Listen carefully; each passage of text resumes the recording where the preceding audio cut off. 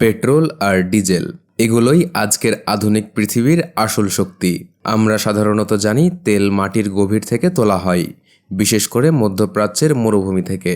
কিন্তু একটা অবাক করার মতো সত্য হলো, পৃথিবীর প্রায় 30% তেল আসে সমুদ্রের তলদেশ থেকে।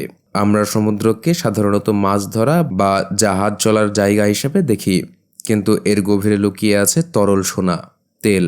বিশাল বড় বড় অয়েল কোম্পানিগুলো এই সমুদ্রের তলদেশ থেকে তেল তুলে প্রতি বছর $1 ট্রিলিয়ন আয় করছে।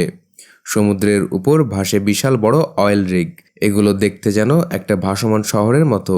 দিনরাত সেখানে মেশিন চলে, আর সেখান থেকেই বের হয় সেই জ্বালানি, যেটা ছাড়া আজকের পৃথিবী চলতেই পারে না। কিন্তু প্রশ্ন হলো, সমুদ্রের হাজার হাজার ফুট নিচ থেকে তেল কিভাবে উপরে তোলা হয়? আজ আমরা সেই পুরো প্রক্রিয়াটা সহজভাবে বুঝবো। আর আজকে হয়তো আমার গলার আওয়াজ একটু অন্য মনে হতে পারে, কারণ আমার একটু শরীর খারাপ হয়েছে। তো যাই হোক, আপনারা আমার জন্য দোয়া করবেন। তো চলুন শুরু করি। প্রথম ধাপে তেলের জায়গা খুঁজে বের করা হয়। সমুদ্রের যে কোনো জায়গায় খুঁড়লেই তেল পাওয়া যায় না। এর জন্য বিজ্ঞানীরা বিশেষ ধরনের জাহাজ ব্যবহার করেন। এই জাহাজ থেকে পানির নিচে শক্তিশালী শব্দ তরঙ্গ পাঠানো হয়। এটাকে বলা হয় সিসমিক সার্ভে। এই শব্দ সমুদ্রের তলদেশ ভেদ করে নিচে যায় এবং বিভিন্ন স্তরে ধাক্কা খেয়ে আবার ফিরে আসে। কম্পিউটারের সেই ডাটা দেখে বিজ্ঞানীরা বুঝতে পারেন মাটির নিচে কোথায় তেলের স্তর আছে। দ্বিতীয় ধাপে অয়েল রিগ বসানো হয়। যখন তেলের জায়গা ঠিক হয়, তখন সেখানে অয়েল রিগ বসানো হয়। এই রিগ দেখতে একদম ভাসমান শহরের মতো। যদি পানি কম গভীর হয়, তাহলে লম্বা পায়া দিয়ে এটাকে সমুদ্রের তলায় বসানো হয়। এটাকে বলে ফিক্সড প্ল্যাটফর্ম।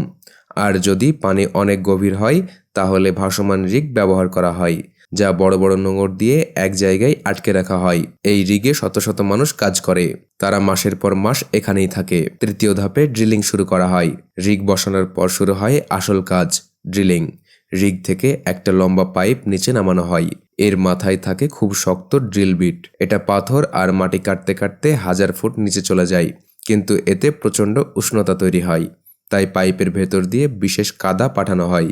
এটা ড্রিলকে ঠান্ডা রাখে এবং কাটা মাটি উপরে তুলে আনে।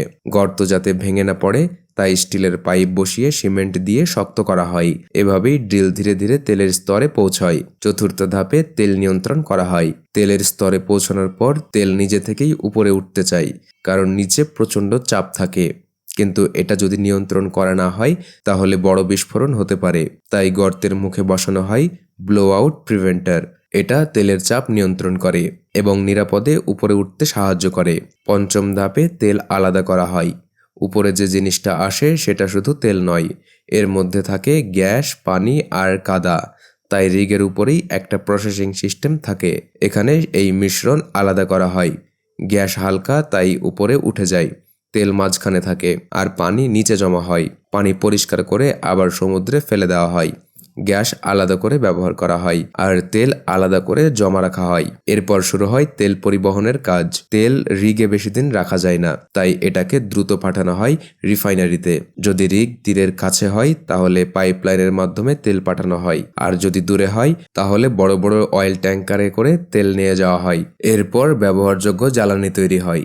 রিফাইনারিতে এই অপরিশোধিত তেলকে প্রসেস করা হয়। এখান থেকেই তৈরি হয় পেট্রোল, ডিজেল, কেরোসিন এবং প্লাস্টিক তৈরির কাঁচামাল। সমুদ্রের অন্ধকার গভীর থেকে এভাবেই আধুনিক প্রযুক্তির সাহায্যে তেল তুলে আনা হয়। আর এই তেলই আমাদের প্রতিদিনের জীবনকে সচল রাখে। আপনাদের এলাকায় পেট্রোলের দাম এখন বেড়েছে না একই আছে? কমেন্ট করে জানাতে ভুলবেন না। তো বন্ধুরা, কেমন লাগলো আজকের এই ভিডিওটা ভালো লেগে থাকলে ভিডিওতে একটা লাইক আর চ্যানেলটিকে সাবস্ক্রাইব করে পাশে থাকুন। ধন্যবাদ।